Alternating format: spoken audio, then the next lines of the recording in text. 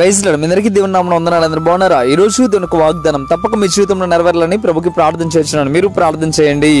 నేను నీకు ఆరోగ్యం కలుగు చేసేదను, నీ గాయములను మానిపెదను. ఇదే యెహోవా వాక్కు. ఇర్మియా 30:17. ప్రియమైన దేవుని బిడ్డలారా, దేవుడి రోజు నీతో వాగ్దానం చేస్తున్నమాట. ఈ రోజు నీకు ఆరోగ్యం సరిగా లేదేమో, ఎవరు నిన్ను పట్టించుకోలేని స్థితిలో ఉన్నారేమో, నువ్వు అనుకుంటున్నావేమో ఇక నా పరిస్థితి ఇంతే, ఇక నేను ఈ యొక్క అనారోగ్యంతోనే మరణించాలేమో అని నువ్వు అనుకుంటున్నావేమో. కానీ దేవుడు చెప్పడం ప్రారంభిస్తా ఉన్నాడు, ఇదిగో నీకు ఆరోగ్యం కలుగు చేయవాడు నేనే అంటున్నాడు. ఈరోజు నీ యొక్క ఆరోగ్యాన్ని సరిచేయగలిగిన వాడు దేవుడే.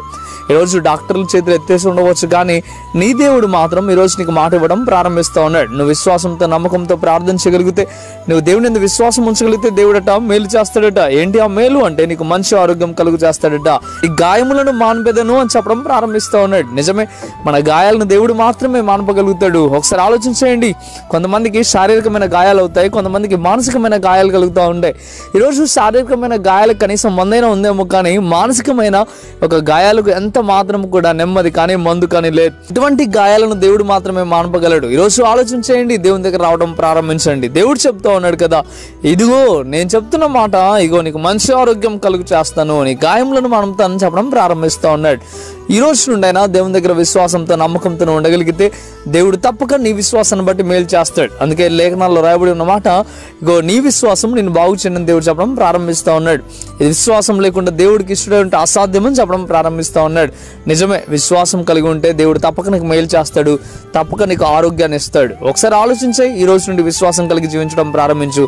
నీ యొక్క స్థితి ఎలాగా ఉన్నా, నీ అనారోగ్యం ఏ రీతిగా ఉన్నా, దేవుని యందు సంపూర్ణమైన విశ్వాసం నువ్వు ఉంచగలిగితే చాలు. మన దేవుడు స్వస్థపరిచే దేవుడు, ఎంత మాత్రం మర్చిపోకు. దేవుడు నీకు మేలు చేయడానికి సిద్ధపడతా ఉన్నాడు. మంచిది, వాగ్దానం తప్పక నీ జీవితంలో నెరవేరాలని నేను కోరుకుంటా ఉన్నాను. నువ్వు కోరుకున్నట్లయితే ప్రార్థనలు ఎక్కిపోయించు. ప్రార్థన. పరిశుద్ధుడా, మహోన్నతుడు, గొప్ప దేవుడు, నీకు వందనాలు ప్రభువా. నీ బిడ్డలను దీవించండి. నేరుగా మీరు మాట్లాడటం ప్రారంభిస్తూ ఉన్నారు. మంచి ఆరోగ్యం కలుగు చేయడానికి నేను మీరు ఎంతగానో ఆశ కలిగి ఉన్నందుకు వందనాలు. స్వస్థపరిచే యెహోవాను నేనే మాట్లాడటం ప్రారంభిస్తూ ఉన్నారు. గాయాలు మానిపోవాలని నేనేమో చెప్పడం ప్రారంభిస్తూ ఉన్నారు. నిజమే ప్రభువా, నువ్వు చేసే మేలు చాలా గొప్పది ప్రభువా, నువ్వు ఇచ్చే ఆరోగ్యం చాలా గొప్పది ప్రభువా. ఈ రోజు ఏ బిడ్డైతే ఈ రీతిగా ఇబ్బంది పడతా ఉన్నారో వారి పట్ల అద్భుతమైన కార్యం చేయండి ప్రభువా. మీరు మేలు చేయండి అయ్యా. వాగ్దానం వింటూనైనా ప్రార్థనలు ఎక్కిపిస్తున్న ప్రతి బిడ్డ జీవితంలో ఈ వాగ్దానాన్ని నెరవేర్చమని, కృపలతో నింపమని ప్రభు అయిన యేసు పరిశుద్ధ నామమున అడిగి వేడుకుంటున్నాము తండ్రి. ఆమేన్, ఆమేన్. ప్రియమైన దేవుని బిడ్డలారా, ఈ వాగ్దానం ద్వారా దేవుడు మీతో మాట్లాడినట్లయితే తప్పక మీరు ఈ వీడియోని లైక్ చేయండి. అదే రీతిగా ఛానల్ని సబ్స్క్రైబ్ చేసుకోండి. అదే రీతిగా ఈ వీడియోని అనేక మందికి షేర్ చేయడం ద్వారా మీరు సువార్త ప్రకటించిన వారు అవుతారు, అనేకుల్ని ఆదరించిన వారు అవుతారు. ప్రియమైన దేవుని బిడ్డలారా, మనం కృపా టీవీ ఇండియా యూట్యూబ్ ఛానల్ అనేక మందికి హెల్ప్ చేయాలని ఆశ కలిగి ఉన్నాం. ఆరోగ్యం సరిగా లేని వారికి, అనాథులకు, విధవరాలకు మనం హెల్ప్ చేయడానికి సిద్ధంగా ఉన్నాం.